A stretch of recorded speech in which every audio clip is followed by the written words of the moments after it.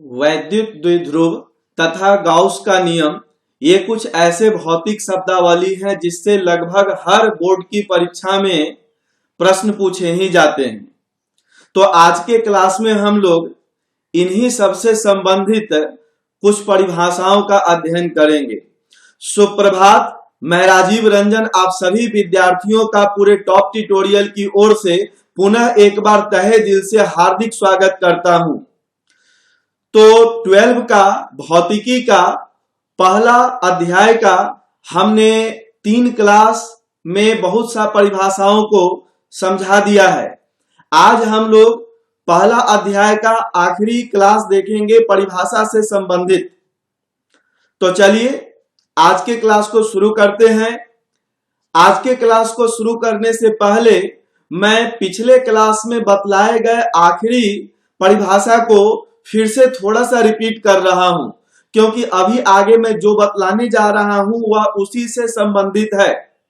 तो पिछला क्लास में मैंने आप लोगों को सबसे अंत में बतलाया था वैद्युत द्विध्रुव के बारे में, इलेक्ट्रिक डाइपोल के बारे में, जिसमें कि मैंने आपको समझाया था कि अगर बराबर परिमाण और विपरीत प्रकृति वाले दो आवेशों को एक दूसरे से काफी कम दूरी पर रख दिया जाए तो इसी अरेंजमेंट को, इसी व्यवस्था को वैद्युत द्विध्रुव कहते हैं। चलिए देखिए इस चीज को फिगर में।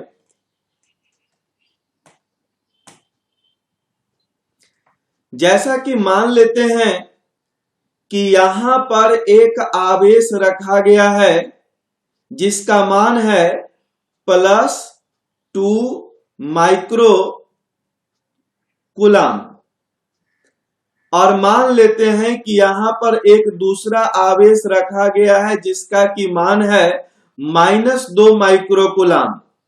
तो यहां पर एक आवेश रखा गया है +2 माइक्रो कूलम का, और यहां पर एक आवेश रखा गया है -2 माइक्रो कूलम का, और मैंने मान लिया कि दोनों के बीच का ये वाला दूरी बहुत ही कम है। तो उस स्थिति में इसी व्यवस्था को, यानी कि दोनों के मिलने से जो निकाय बन रहा है उस निकाय को वैद्युत द्विध्रुव कहते हैं। क्लियर है? चलिए अब आज के क्लास को शुरू करते हैं। तो आज हम लोग सबसे पहले देखेंगे वैद्युत द्विध्रुव का अक्ष। देखिए, अगर किसी वैद्युत द्विध्रुव के दोनों आवेशों से होते हुए एक सरल रेखा खींच दिया जाए, जैसे कि यहां पर ये और ये दोनों आवेश मिलकर एक वैद्युत द्विध्रुव बना रहा है, और अगर मान लेते हैं कि आप इस प्रकार से ऐसे एक सरल रेखा खींच देते हैं, मान लिए कि इस प्रकार से आपने एक सरल रेखा खींच दिया, तो इसी सरल रेखा को कहा जाएगा वैद्युत द्विध्रुव का अक्ष। क्या इसे कहेंगे? वैद्युत द्विध्रुव का अक्ष। बिल्कुल सीधा सा परिभाषा है, समझ में आ गया होगा। चलिए अब इस चीज को मैं आपको दिखलाता हूं, पीडीएफ में भी मैंने लिख दिया है। ये देखिए, वैद्युत द्विध्रुव का अक्ष वह सरल रेखा जो वैद्युत द्विध्रुव के दोनों आवेशों से होकर गुजरता है उसे वैद्युत द्विध्रुव का अक्ष कहते हैं। तो चलिए अब नेक्स्ट हम लोग देखते हैं। अगला है वैद्युत द्विध्रुव आघूर्ण। देखिए, अगर आप वैद्युत द्विध्रुव का धनात्मक आवेश और साथ ही साथ दोनों आवेशों के बीच की दूरी को आपस में गुणा कर देते हैं, जैसे देखिए, मान लेते हैं कि यहां पर एक आवेश है -q और यहां पर एक दूसरा आवेश है +q, और मैंने मान लिया कि दोनों मैंने मान लिया कि दोनों आवेशों के बीच का ये वाला दूरी है d। क्या मैंने कहा? एक आवेश है -q, दूसरा आवेश है +q, दोनों एक दूसरा से बहुत कम दूरी पर रखा गया है। मान लेते हैं कि वो दूरी d के बराबर है, तो इसे हम लोग विद्युत द्विध्रुव कहेंगे। तो देखिए, आप ऐसा कीजिए कि इस वैद्युत द्विध्रुव का ये जो धनात्मक आवेश है यानी कि +q, तो देखो सीधा सा बात है, प्लस का चिन्ह आप दीजिए या न दीजिए मतलब एक ही होता है। जैसे कि आप शुरू से पढ़ते आ रहे हैं कि 5 लिखें या +5 लिखें, दोनों का मतलब एक ही होता है ना। जैसे कि -5 और 5 ये दोनों बराबर नहीं है, लेकिन 5 लिखो या +5 लिखो, दोनों आपस में बराबर होता है। आप ये बचपन से पढ़ते आए हैं। तो आप चाहे तो +q भी लिख सकते हैं या इसके बदले अगर आप चाहें तो सिर्फ q भी लिख सकते हैं, क्योंकि इसका भी वही मतलब होगा +q। ठीक है। तो जब आप किसी वैद्युत द्विध्रुव का धनात्मक आवेश को गुना कर दीजिएगा किस चीज से? दोनों आवेशों के बीच की दूरी से, यानी कि d से। क्लियर है क्या क्या मैंने किया? वैद्युत द्विध्रुव का धनात्मक आवेश को गुना कर दिया दोनों आवेशों के बीच की दूरी से। तो ये जो गुणनफल हमें मिल रहा है, इसी गुणनफल को कहा जाता है वैद्युत द्विध्रुव आघूर्ण, जिसका कि संकेत होता है p। बात समझे? और एक चीज और यहां पर दिमाग में रखना है कि वैद्युत द्विध्रुव आघूर्ण को एक सदिश राशि के तरह व्यवहार में लाते हैं। तो जब इसको सदिश राशि के तरह व्यवहार में लाएंगे तो फिर हमें दिशा भी चाहिए। तो देखो बहुत आसान है इसका दिशा दिखलाना। देखिए इसका जो दिशा होता है ना, वो ऋणात्मक आवेश से धनात्मक आवेश के तरफ होता है। यानी कि आप इसको कुछ इस प्रकार से दिखला सकते हैं। ये देखिए, ये -q से +q के तरफ एक सीधा लाइन खींच दीजिए। ये इस प्रकार से हमने एक सीधा लाइन खींच दिया -q से +q के तरफ, और इस तरफ एक तीर का निशान लगा दीजिए। तो यही होता है दिशा। किस चीज का दिशा? P का दिशा, यानी वैद्युत द्विध्रुव आघूर्ण का दिशा। तो यह एक सदिश राशि है, इसलिए इसके संकेत के ऊपर में तीर का निशान लगाएंगे। और चूंकि यहां पर ये वाला दूरी में एक दिशा को शामिल कर रहे हैं, तो इस जगह d को भी एक सदिश राशि के रूप में हम लोग व्यवहार में लाते हैं, जिसका मतलब जिसका दिशा होता है -q से +q के तरफ।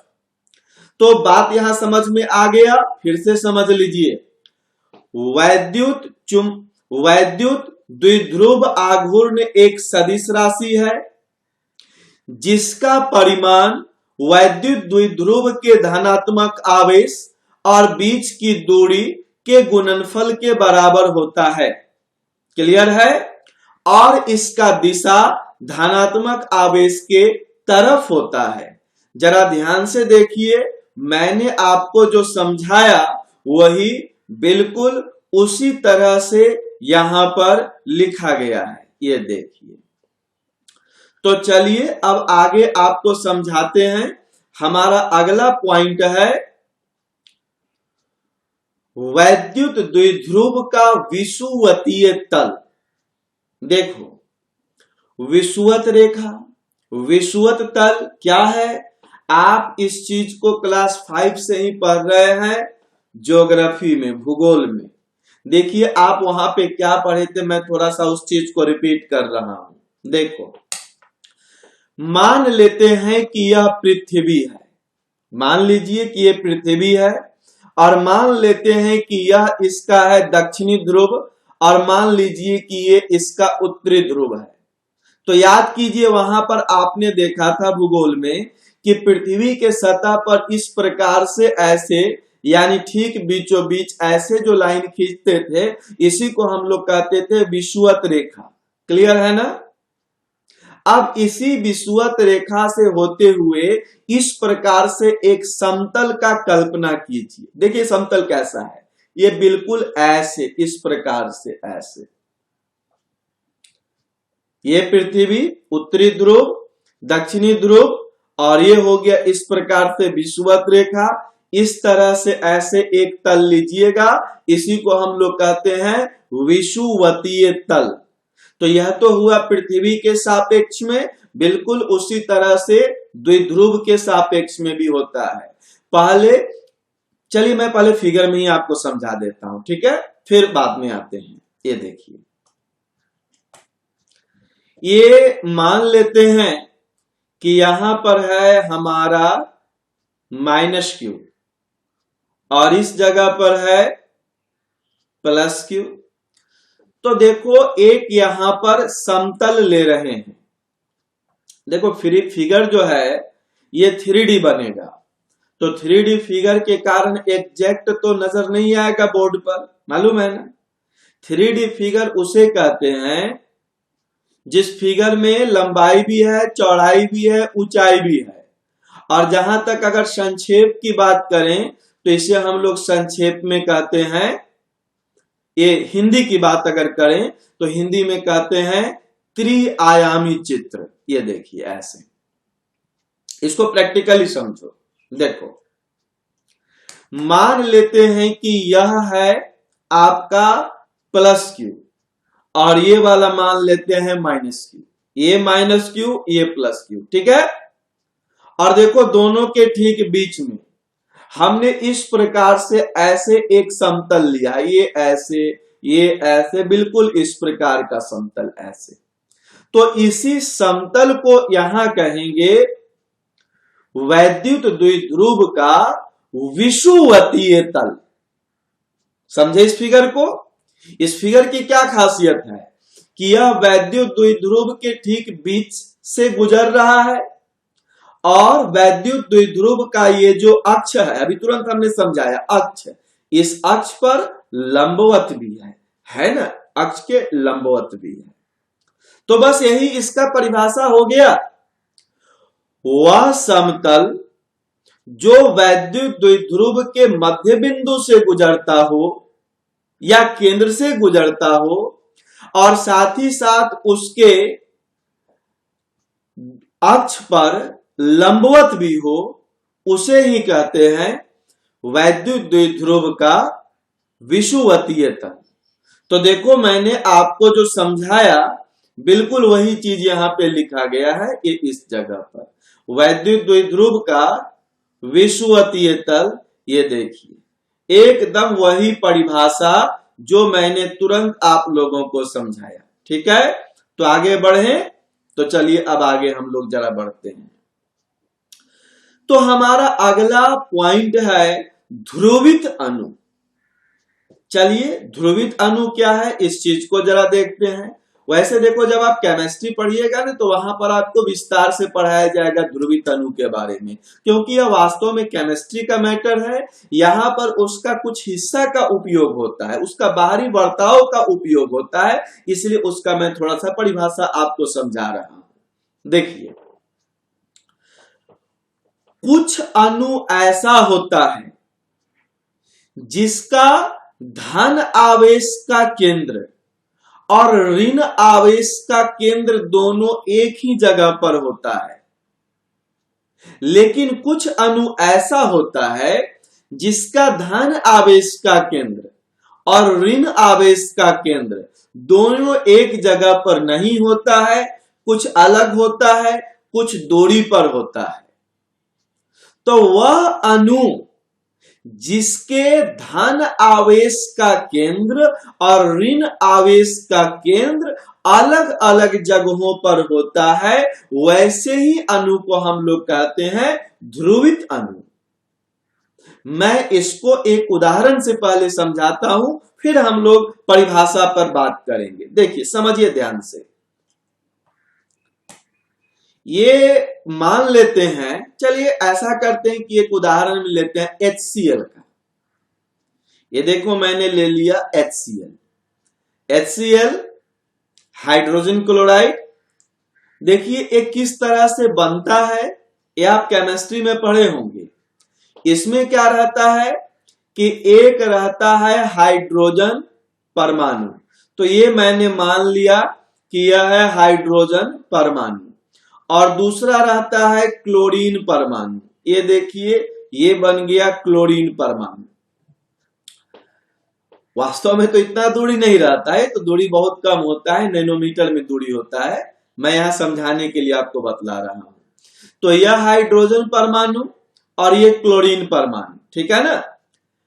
जब HCl बनता है H और Cl के मिलने से, तो उस समय क्या होता है कि हाइड्रोजन से एक इलेक्ट्रॉन निकल करके क्लोरीन पे चला जाता है। क्या निकला? हाइड्रोजन से एक इलेक्ट्रॉन निकला और किस चीज पे चला गया? क्लोरीन पे चला गया, है ना।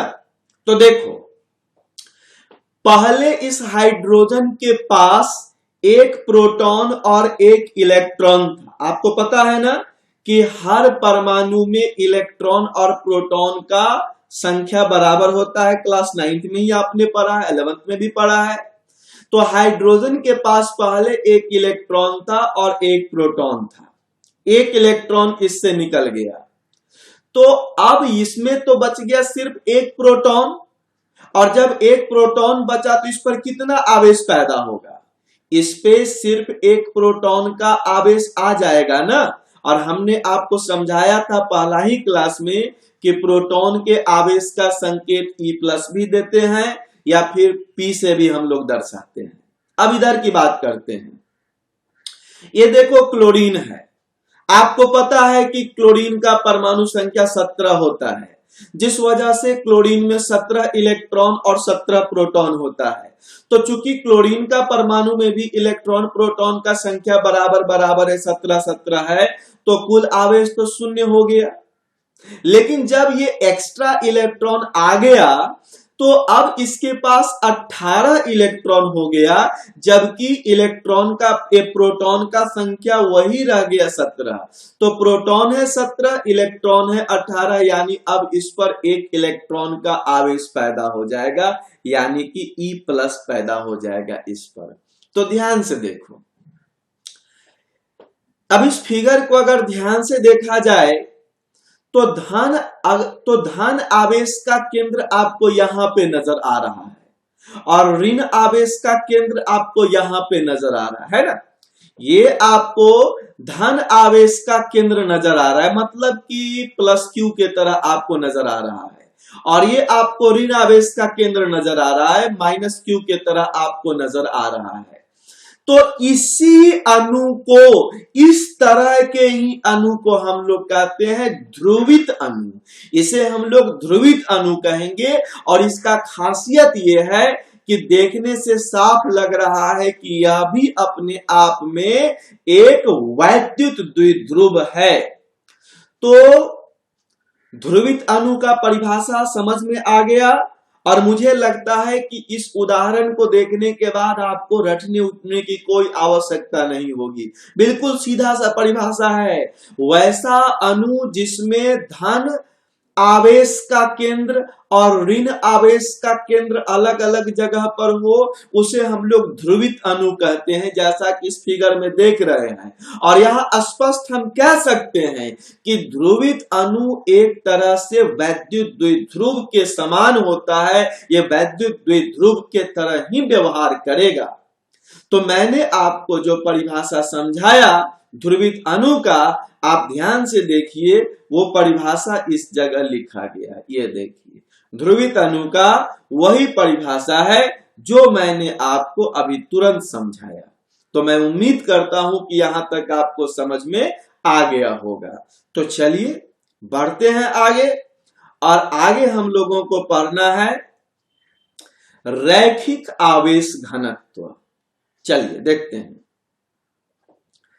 देखो, मान लीजिए कि एक सीधा रेखा है।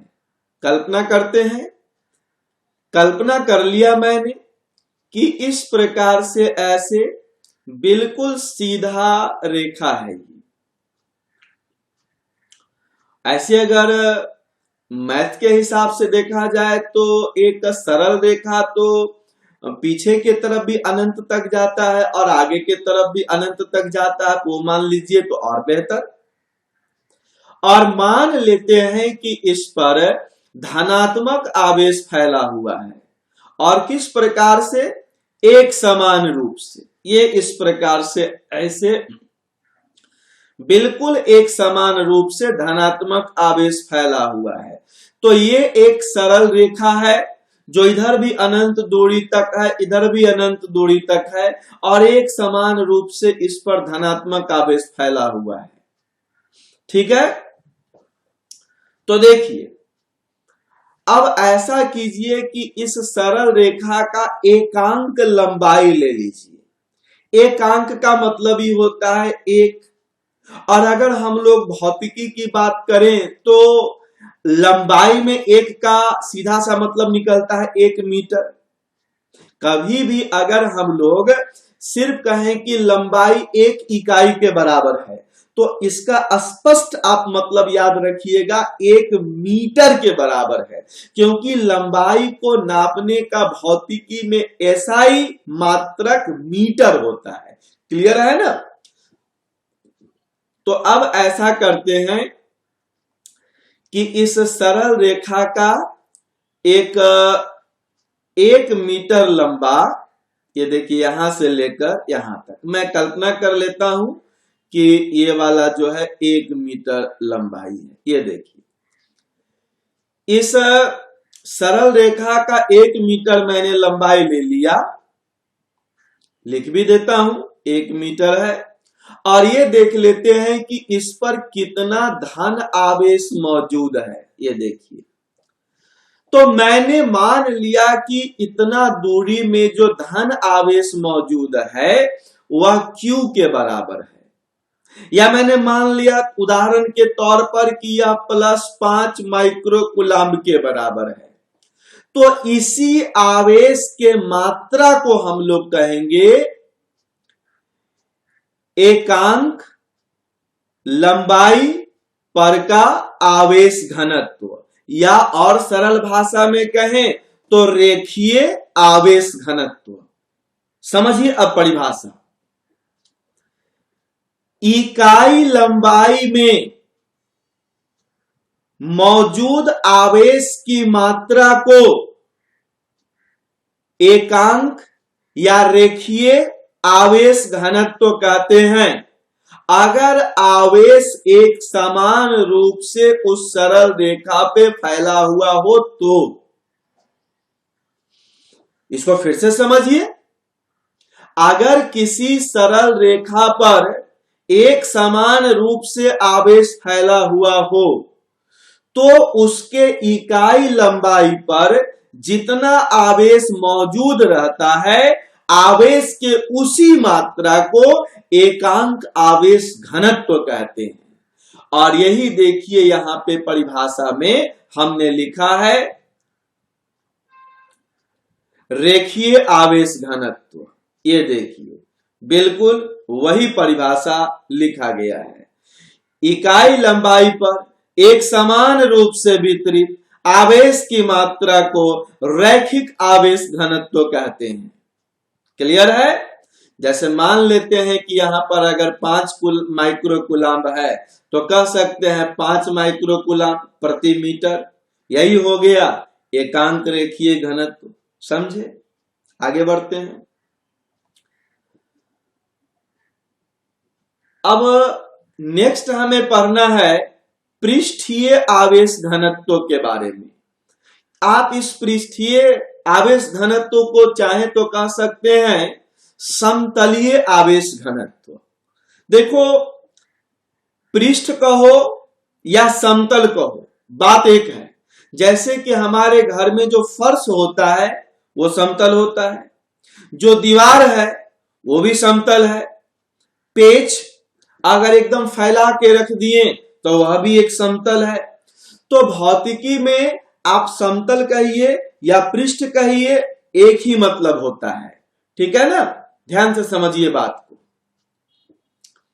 मान लेते हैं कि यह एक पृष्ठ है, आप इसको पृष्ठ कह दें या समतल कह दें, बात बिल्कुल एक है, कोई फर्क उससे नहीं पड़ता है।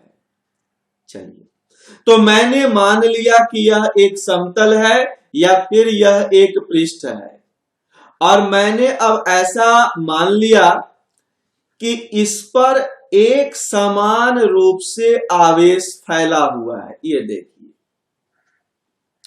ये देखिए मैंने मान लिया कि एक समान रूप से इस पर आवेश फैला हुआ है। हाँ, ये धनावेश भी हो सकता है या ऋण आवेश भी हो सकता है। मैं धनावेश को लेकर फिगर बना रहा हूं, तो आप ये मत सोचिएगा कि सिर्फ धनावेश ही होना चाहिए, कोई भी हो सकता है। तो चलिए मान लेते हैं कि सतह पर एक समान रूप से आवेश फैला हुआ है, ठीक है ना। तो इकाई क्षेत्रफल ले लीजिए, फिर याद रखिएगा इकाई क्षेत्रफल का मतलब एक वर्ग मीटर का क्षेत्रफल, यानी वैसा क्षेत्रफल जिसका लंबाई भी 1 मीटर और चौड़ाई भी 1 मीटर, ठीक है ना।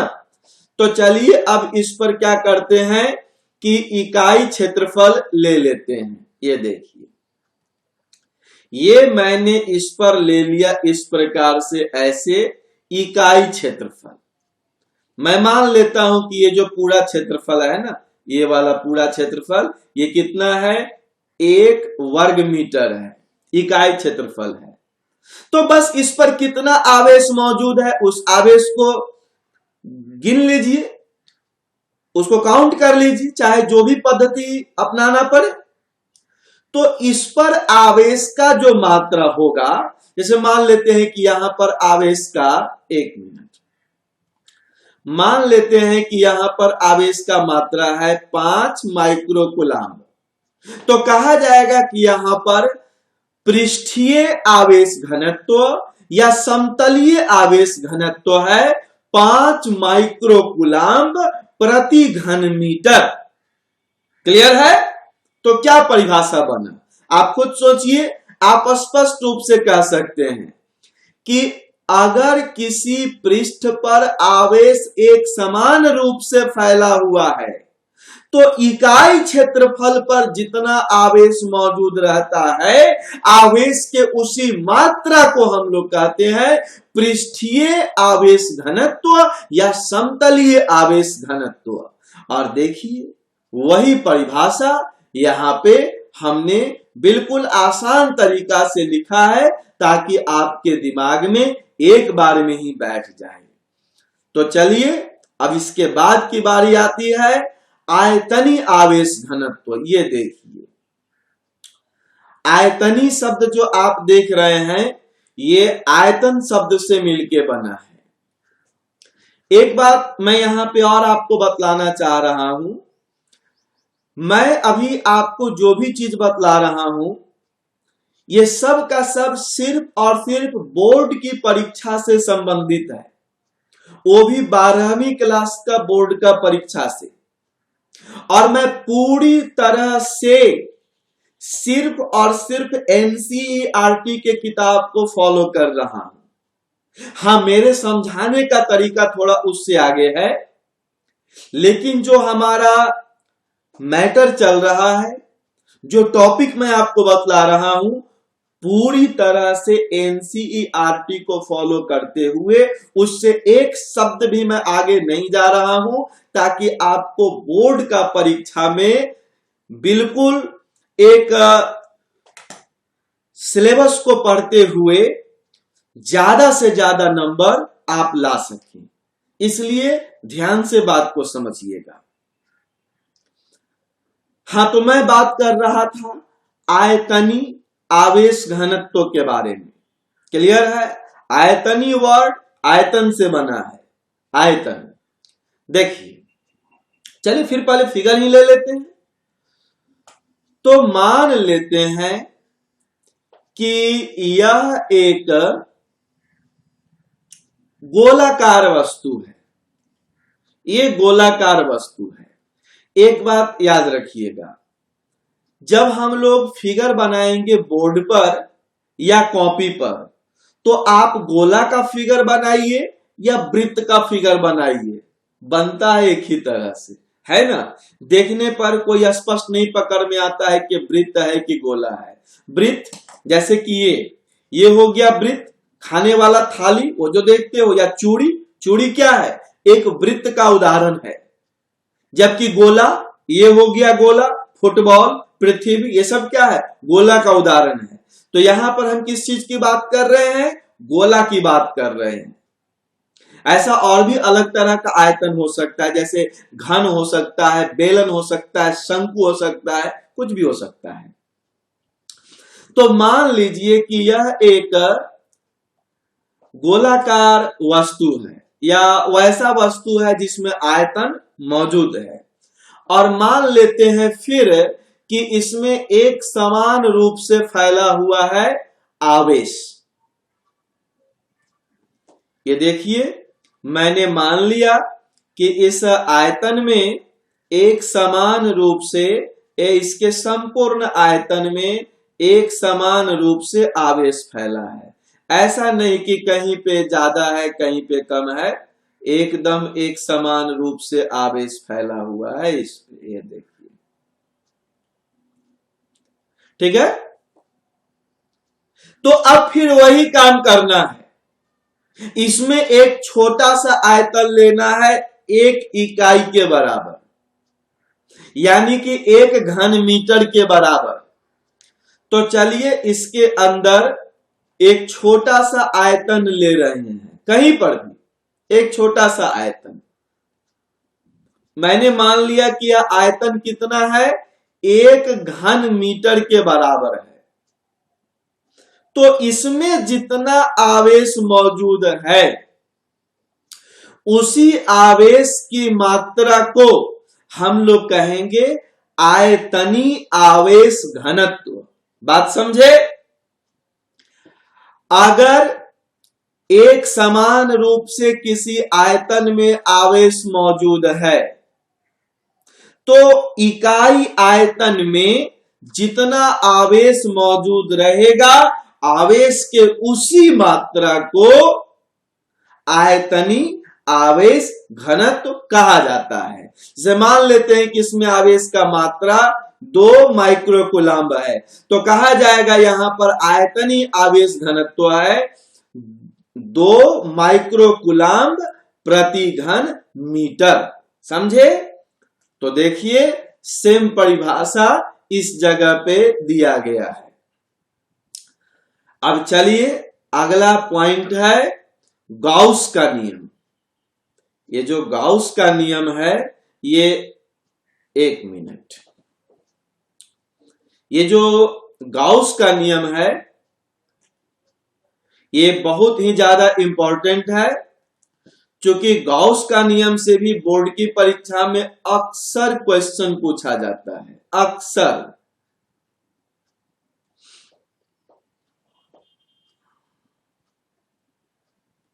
चलिए देखते हैं। देखो जी, सबसे पहले एक टर्म को मैं समझाता हूं, जो है त्रिआयामी बंद सतह। त्रिआयामी, वैसा वस्तु जिसमें लंबाई भी है, चौड़ाई भी है, ऊंचाई भी है, उसे हम लोग कहते हैं त्रिआयामी वस्तु। जैसे कि गेंद, जैसे कि सिलेंडर, जैसे कि मकान, जैसे कि कोई शंकु, ये सब क्या है, त्रिआयामी वस्तु का उदाहरण है। बंद सतह, वैसा सतह जिसमें कहीं कोई खुला स्थान ना हो। जैसे कि अगर फुटबॉल की बात करें, तो देखो फुटबॉल ऐसा होता है और उसका हर जगह बंद होता है, कहीं से खुला हुआ नहीं है, तो बंद सतह हो गया। मान लीजिए कि आप जिस कमरे में बैठकर पढ़ाई कर रहे हैं, उस कमरा का हर एक खिड़की दरवाजा बंद है, कोई वेंटिलेटर भी नहीं है, तो वह भी तो हो गया एक बंद सतह का उदाहरण। गैस का सिलेंडर, गैस रखने वाला बेलन, क्या है वो भी एक बंद सतह है। तो बंद सतह क्या है समझ गए, त्रिआयामी वस्तु क्या होता है समझ गए, दोनों को मिला दीजिए।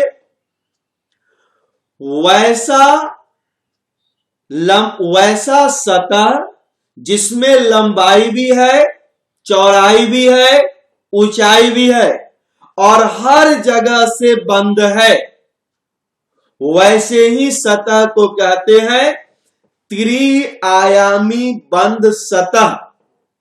और इसका उदाहरण हो गया गैस का सिलेंडर, फुटबॉल।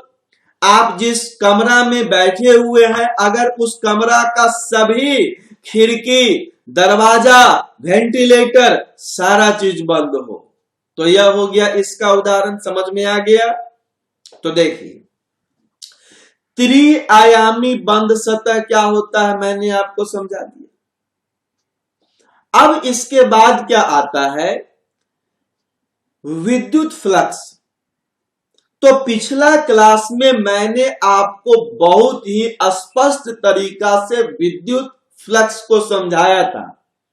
अगर आपने नहीं पढ़ा था तो आप हमारे चैनल के प्लेलिस्ट में चले जाइए और वहां पर ये वाला जो टॉपिक है परिभाषा से संबंधित, इसको खोलकर इसके ठीक पहले वाला वीडियो को देखिए, विद्युत फ्लक्स आपको वहां पर मिल जाएगा। तो देखिए ये विद्युत फ्लक्स क्या होता है, इस चीज को मैं एक बार थोड़ा सा रिपीट कर देता हूं कि अगर विद्युत क्षेत्र रेखा किसी सतह को पार कर जाता है, विद्युत क्षेत्र रेखा किसी सतह को अगर पार कर जाता है तो इसी घटना को हम लोग कहते हैं विद्युत फ्लक्स। क्लियर है? देखिए ये बहुत इंपॉर्टेंट है, गॉस का नियम। आप ये दिमाग में रखिए, 12वीं का ऐसा कोई परीक्षा नहीं बीता है, चाहे कोई भी साल का को ले लें, जिसमें कि गॉस नियम से संबंधित प्रश्न ना हो, या दीर्घ उत्तरीय प्रश्न में पूछे, या लघु उत्तरीय प्रश्न में पूछे, या फिर वस्तुनिष्ठ प्रश्न में पूछे। इस टॉपिक से तो प्रश्न आना ही आना है और ये उसका परिभाषा है। तो बिना इस परिभाषा को समझे हुए आप इसको सॉल्व नहीं कर पाएंगे। ध्यान से समझिए। देखो तो चलो मैं पहले फिगर आपको समझा देता हूं। तो एक ले लेते हैं त्रिआयामी बंद सतह। तो मान लेते हैं कि इस प्रकार से ऐसे, ये देखिए मान लेते हैं कि इस प्रकार से कुछ इस प्रकार का है त्रिआयामी बंद सतह। मैंने अनियमित आकार बनाया है, आप चाहे तो एक नियमित आकार भी बना सकते हैं। जैसे आपका मन हुआ तो आप एक गोला का भी आकार बना सकते हैं। आपका अगर मन करे तो फिर आप इस प्रकार से ऐसे, एक मिनट, अगर आपका मन करे तो आप इस प्रकार से ऐसे एक घन का भी आकार बना सकते हैं, इस तरह से। तो देखो कोई भी तरह का त्रिआयामी बंद सतह हो, कोई भी आकार का त्रिआयामी बंद सतह हो, गोलाकार, घनाकार, या घनाभ के आकार का, या बेलन के आकार का, या शंकु के आकार का, या अनियमित आकार का, कोई भी हो, उसके सतह पर जो विद्युत फ्लक्स बनेगा ना, उसके सतह पर जो विद्युत फ्लक्स बनेगा, उस विद्युत फ्लक्स का मान होगा उसके अंदर का मौजूद आवेश, यानी कि QIN को इंटरनल के लिए संक्षेप में लिखा जाता है। इंटरनल का मतलब होता है आंतरिक। क्लियर है? IN मतलब इंटरनल, इंटरनल मतलब आंतरिक, तो ये हुआ आंतरिक आवेश। और इसको भाग दे दीजिए किस चीज से, एप्सिलॉन नॉट से। इसको हम लोग एप्सिलॉन नॉट पढ़ते हैं। एप्सिलॉन नॉट एक स्थिरांक है जिसको कहते हैं निर्वात का विद्युतशीलता। आप विद्युतशीलता के बारे में पढ़ चुके हैं, मैंने पढ़ाया है आपको।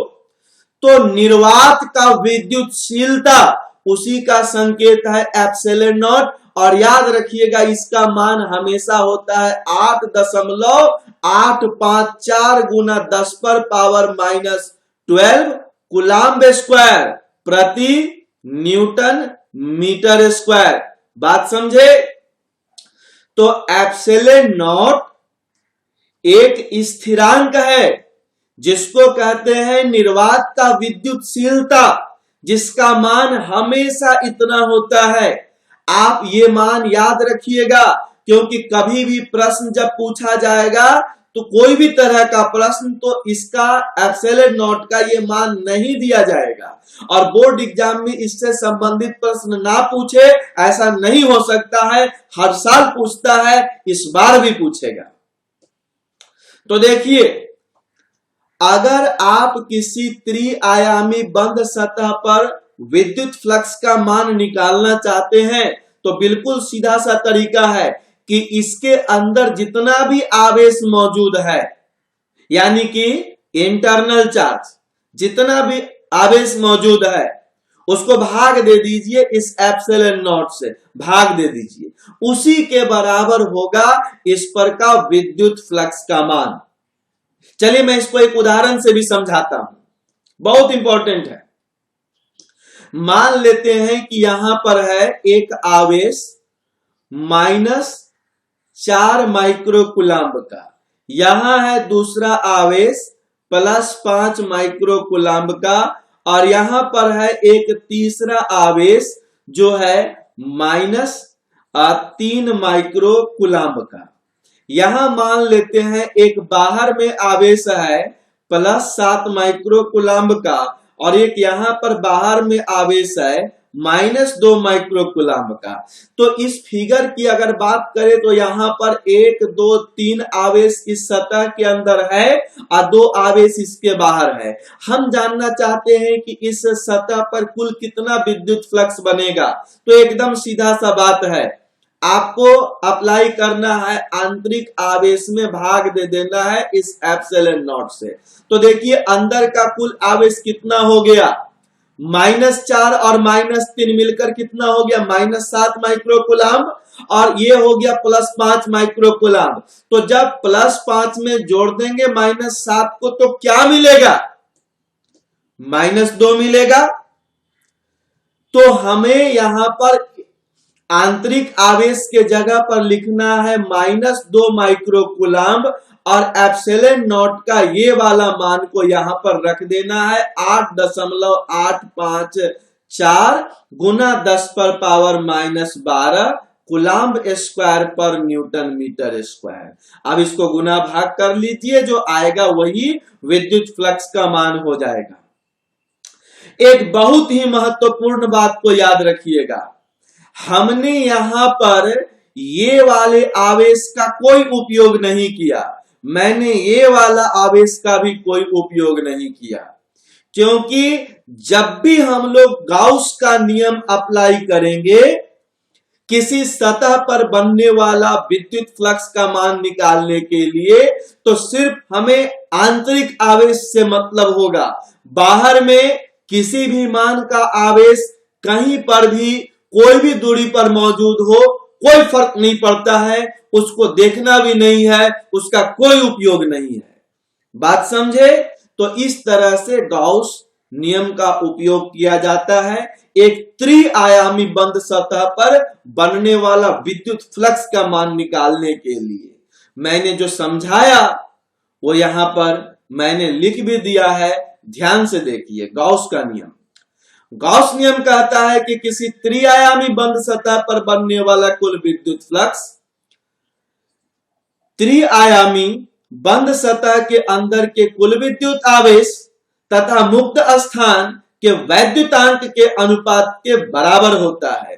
तो जो एप्सिलॉन नॉट मैंने आपको बतलाया कि वो निर्वात का विद्युतशीलता है, उसे मुक्त स्थान का परावैद्युतांक भी कहेंगे।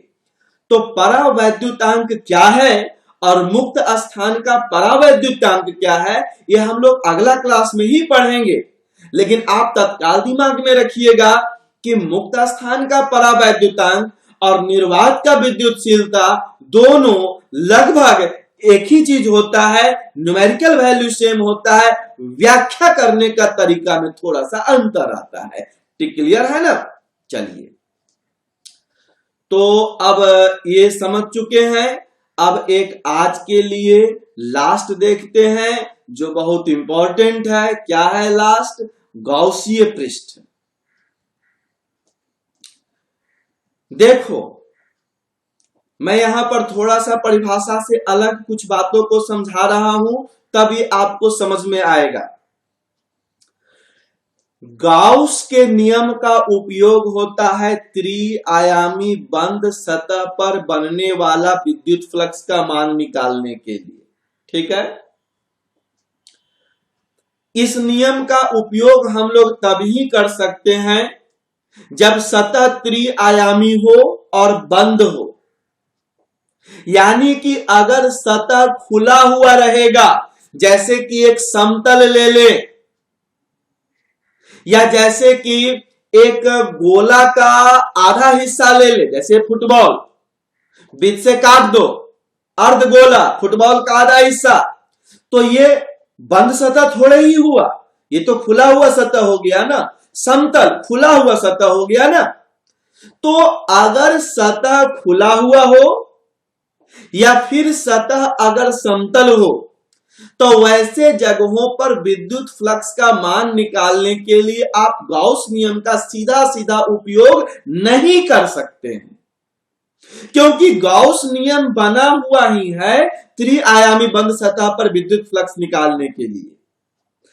तो अगर सतह त्रिआयामी न हो, अगर सतह खुला हुआ न हो, तो उस जगह पर गाउस के नियम का उपयोग करने के लिए हमें अपने मन से एक त्रिआयामी बंद सतह का कल्पना करना पड़ता है। और इसी काल्पनिक त्रिआयामी बंद सतह को हम लोग कहते हैं गाउसीय पृष्ठ। इसको आप गाउसियन सतह भी कह सकते हैं। बात समझे? तो मैं एक लाइन में पहले परिभाषा को समझाता हूं, फिर थोड़ा सा मैं व्याख्या आपको समझाऊंगा। देखिए, गाउस नियम को लागू करने के लिए हम जिस त्रिआयामी बंद सतह का कल्पना करते हैं, उसी त्रिआयामी काल्पनिक बंद सतह को गाउसीय पृष्ठ कहते हैं। इसको मैं एक उदाहरण से आपको समझाता हूं। ये जितना आसान आपको परिभाषा लग रहा है उतना आसान है नहीं। एक्चुअल में ये जो गाउस नियम है, ये टॉपिक क्या, ये अपने आप में एक तरह से चैप्टर ही है। इतना बड़ा और इतना ये टफ है, डिफिकल्ट है, इंपॉर्टेंट है कि अक्सर इससे न्यूमेरिकल मतलब आंकिकी पूछता है, अक्सर इससे दीर्घोत्तरीय प्रश्न पूछता है। तो जब हम लोग दीर्घोत्तरीय प्रश्नों पर चर्चा करेंगे, जब हम लोग आंकिकी बनाएंगे, तो उस समय हम लोग देखेंगे कि गॉस के नियम का कितना बृहत उपयोग होता है। ठीक है, मैं यहां पर थोड़ा सा इस चीज को फिगर से समझाता हूं। देखिए, मान लेते हैं कि एक कुछ ऐसा सतह है। मैं एक रफी समझाता हूं। ये देखिए, मान लीजिए कि धातु का बना हुआ ऐसा एक अनियमित आकार का एक वस्तु है, जिसका बीच का हिस्सा खोखला है। चलिए ऐसे, जैसे कि ये धातु का बना हुआ है, इस तरह से ऐसे है ना। अब बीच का ये वाला हिस्सा, थोड़ा सा हिस्सा खाली है, खोखला है। और ये तो धातु हुआ कहां पर? किस जगह पे धातु मौजूद है? तो इन सभी जगहों पर धातु का पदार्थ मौजूद है। देखो मैं इसको एक उदाहरण से आपको समझाता हूं। जैसे कि आप कभी कभी देखते होंगे कि जो पेपर वेट होता है, कांच का बना हुआ पेपर वेट है ना, कॉपी वगैरह को उड़ने से बचाने के लिए कांच का जो बना हुआ छोटा सा टुकड़ा होता है, कभी गोलाकार कभी आयताकार वगैरह, वही। तो कभी कभी आप उसमें देखिएगा कि अंदर में बीच में एकदम चमकीला बुलबुला नजर आता है। तो बुलबुला क्या है? हवा है ना वहां पर, तब तो चमकता है। तो वो छोटा आकार का है, आप मान लीजिए कि धातु का बना हुआ है और बीच में एक बड़ा बुलबुला है, या तो हवा है या निर्वात है, बस ऐसा मान के चलते हैं, ठीक है ना। तो मान लीजिए कि ऐसा स्थिति है, धातु का ये बना हुआ पदार्थ है जिसका बीच का हिस्सा खाली है, और मान लेते हैं कि इस जगह इसके, या चलिए इस जगह केंद्र पे मान लेते हैं, यहां पर एक आवेश मौजूद है, बिल्कुल केंद्र पे, इस पे सटा हुआ नहीं है, ये अंदर में हो सकता है धागा से लटका दिया गया हो।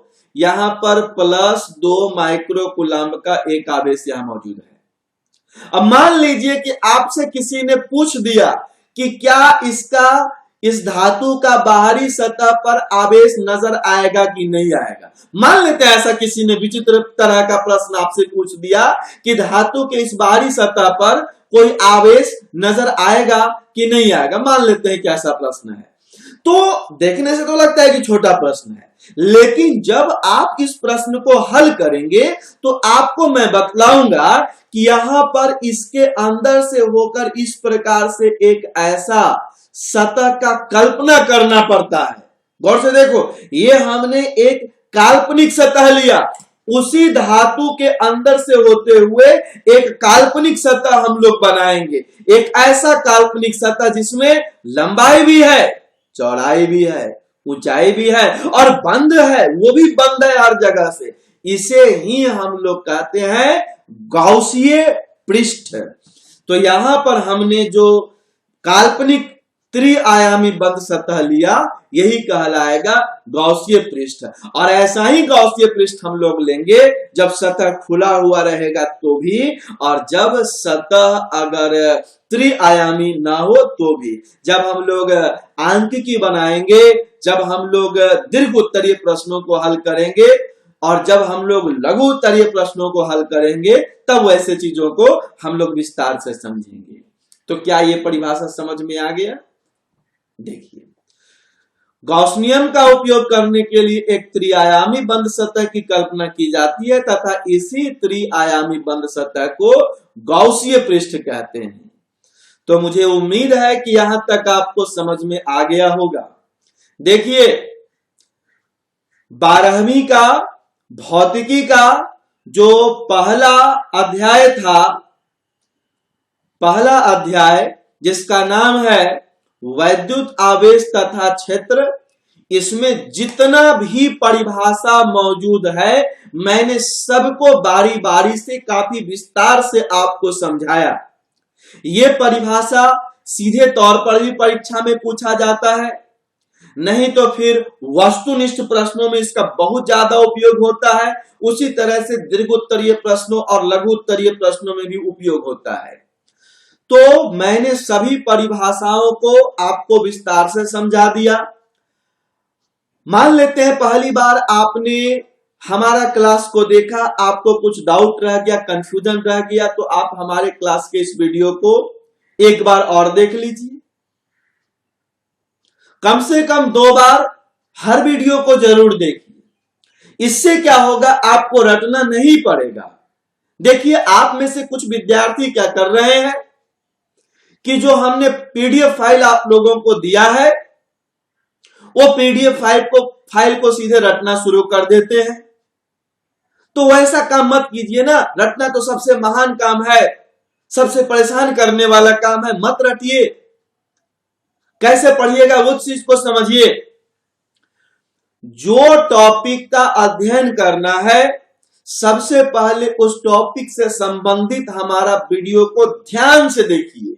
एक बार नहीं, कम से कम 2 बार देखिए, और बिल्कुल ध्यान से देखिए। जब आप वीडियो को ध्यान से देखेंगे तो मैं आपको बतला रहा हूं, लगभग 90% बात तो आपको वहीं पर याद हो जाएगा। और बस उसके बाद जाकर के पीडीएफ फाइल को खोलिए और एक बार दो बार एकदम ध्यान से उसको पढ़ लीजिए। मैं बतलाता हूं, पूरा का पूरा मैटर इसके अंदर सेट हो जाएगा। तो पहला अध्याय का परिभाषा हमारा पूरा हो गया। तो आप लोग जिस तरह से हमसे एक परिवार के रूप में जुड़ रहे हैं, जिस तरह से हमारे चैनल को सब्सक्राइब कर रहे हैं,